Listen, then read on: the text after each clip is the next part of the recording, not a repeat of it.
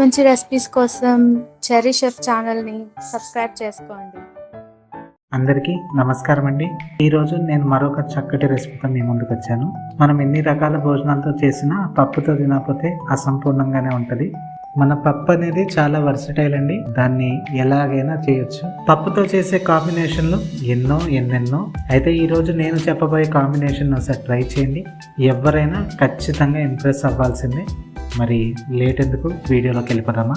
దీనికోసం ఒక కుక్కర్ తీసుకోండి. కుక్కర్లో శుభ్రం చేసి అరగంట సేపు నానబెట్టిన 100 గ్రాముల కందిపప్పును యాడ్ చేస్తున్నాను. అలాగే సేమ్ శుభ్రం చేసి అరగంట సేపు నానబెట్టి 50 గ్రాముల పెసరపప్పును యాడ్ చేస్తున్నాను. రెండు కలిపి యాడ్ చేసుకుని చాలా బాగుంటుంది.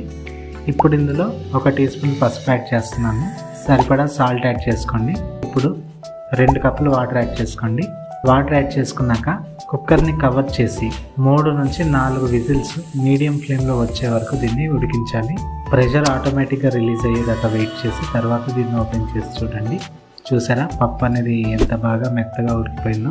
ఇలా రెడీ చేసుకుని దీన్ని పక్కన పెట్టుకోండి. ఇప్పుడు కడాయి లాంటిది తీసుకోండి.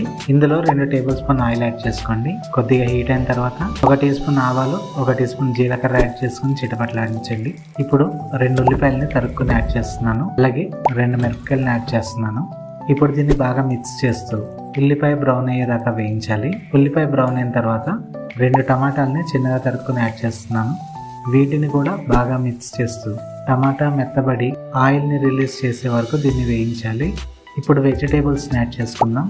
1 కప్పు ఆలుగడ్డ, 1/2 cup carrot, 1/2 cup beans add చేస్తున్నాను. వీటిని యాడ్ చేసుకుని బాగా మిక్స్ చేస్తూ ఒక 5 నిమిషాలు వేయించండి. ఇవి వేగిన తర్వాత స్పైసెస్ యాడ్ చేసుకోవాలి. 1 టీ స్పూన్ కారం, చిటికెడు పసుపు, 1 టీ స్పూన్ ధనియా పొడి యాడ్ చేసుకుని ఈ స్పైసెస్ మన వెజిటేబుల్స్ కి పట్టేలాగా ఒక 2-3 నిమిషాలు మిక్స్ చేసుకోండి. ఇప్పుడు ఉడికించి పెట్టుకున్న పప్పుని ఇందులోకి ట్రాన్స్ఫర్ చేసుకోవాలి. పప్పుని యాడ్ చేసుకుని దీన్ని మళ్ళీ ఒక 2-3 నిమిషాలు మిక్స్ చేసుకోండి.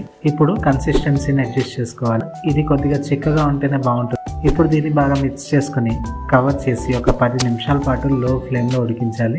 ఈ 10 నిమిషాలు అయ్యేలోపు వెజిటేబుల్స్ అన్ని పూర్తిగా ఉడికిపోతాయి. 10 నిమిషాల తర్వాత చూసారా, మన పప్పు ఆల్మోస్ట్ రెడీ అయిపోయింది. ఇప్పుడు ఫైనల్గా సాల్ట్ అడ్జస్ట్ చేసుకోండి. సాల్ట్ అడ్జస్ట్ చేసుకున్నాక ఇప్పుడు పప్పులోనికి తాలింపును రెడీ చేసుకోండి. దీనికోసం వేరే కడాయిలో ఒక 2 టీ స్పూన్ల ఆయిల్ యాడ్ చేసుకోండి. ఇది హీట్ అయిన తర్వాత 1/2 టీ స్పూన్ ఆవాలు, 1/2 టీ స్పూన్ జీలకర్ర, 2 రెమ్మలు కరివేపాకు, 2 టేబుల్ స్పూన్ కొత్తిమీర, 2-3 ఎండుమిరపకాయలు, చిటికెడు ఇంగువ యాడ్ చేసుకుని ఒక 2 నిమిషాలు మిక్స్ చేసుకుని ఈ తాలింపుని పప్పులోకి ట్రాన్స్ఫర్ చేసుకోవాలి. వేడివేడిగా దీన్ని తీసుకోవాలి. వేడివేడి అన్నంతో తీసుకుంటే చాలా బాగుంటుంది. పప్పు అస్తమానం ఒకేలాగా తిని బోర్ కొట్టిందా? ఒకసారి ఇలా చేసి చూడండి. మరి ట్రై చేస్తారు కదా. వీడియో నచ్చిందా? అయితే లైక్ చేయండి. ఛానల్ ఇంకా సబ్స్క్రైబ్ చేసుకోలేదా? అయితే వెంటనే సబ్స్క్రైబ్ చేసుకోండి. మీకేమన్నా రెసిపీ కావాలా? అయితే కామెంట్ చేయండి. మరి ఒకసారి మరి ఒక మంచి రెసిపీతో కలుద్దాము. ఇంకా సెలవు, ఉంటానే.